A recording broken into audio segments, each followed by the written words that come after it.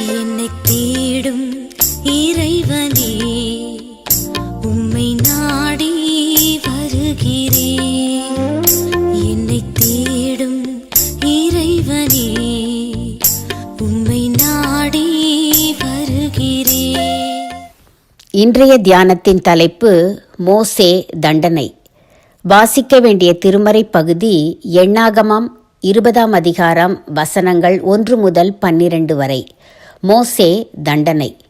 நான் இஸ்ரவேல் புத்திரருக்கு கொடுக்கப் போகிற எதிரே இருக்கிற தேசத்தை நீ பார்ப்பாய், ஆனாலும் அதற்குள் நீ பிரவேசிப்பதில்லை.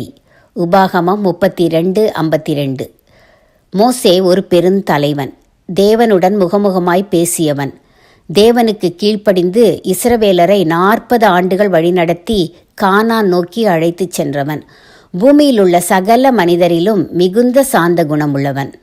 ஆனாலும் அவனும் மனிதன்தானே, பாவம் செய்கிறவன்தானே. ஒருமுறை ஓர் எகிப்தியன் எபிரேயனை அடிக்கிறதைக் கண்டு எகிப்தியனை வெட்டி கொன்று போட்டான்.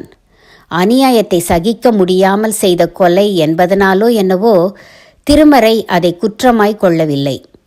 இன்னொரு முறை மோசே சீனாய் மலைக்கு போய் தேவனுடைய விரலினால் எழுதப்பட்ட 2 சாட்சி பலகைகளை வாங்கி கொண்டு வருகிற போது இஸ்ரவேலர் பொற்கன்றுக்குட்டியை வழங்கி நடனமாடுவதைக் கண்டு கோபத்தில் தன் கையில் இருந்த, அதாவது தேவன் எழுதி கொடுத்த சாட்சி பலகைகளை எரிந்து உடைத்து போட்டான்.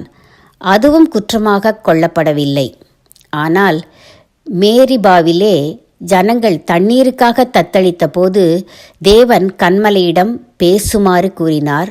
மோசேயோ கன்மலையை தன் கோலினால் 2 தரம் அடித்தான். தண்ணீர் வந்தது. ஆனால் தேவன் பேச சொன்னபோது மோசே கன்மலையை அடித்ததால் கானானுக்குள் நீ பிரவேசிப்பதில்லை என்று தேவன் அவனை தண்டித்தார். மோசே செய்தது சிறிய தவறாய் தோன்றினாலும் அந்த கன்மலை கிறிஸ்துவே. 1 கொரிந்தியர் 10:4 என்பதாலும் கிறிஸ்து ஒரே தரம் பலியிடப்பட வேண்டியதின் நியமம் எபிரேயர் 9:28 என்பதாலும் மோசே 2ஆம் முறையாக கன்மலையை அடித்தது குற்றமாயிற்று. முக்கியமாக மோசே தேவன் சொல்லுக்கு கீழ்ப்படியவில்லை, அதனால் தண்டிக்கப்பட்டான். அதனால் என்ன? தேவன் பட்சபாதம் உள்ளவர் அல்ல என்பது உறுதியாயிற்றே. மேலும் மோசேயும் முறுமுறுக்கவில்லை. நான் பரம கானானுக்கு போவேன் என்ற நிச்சயம் அவனுக்கு இருந்திருக்கலாம்.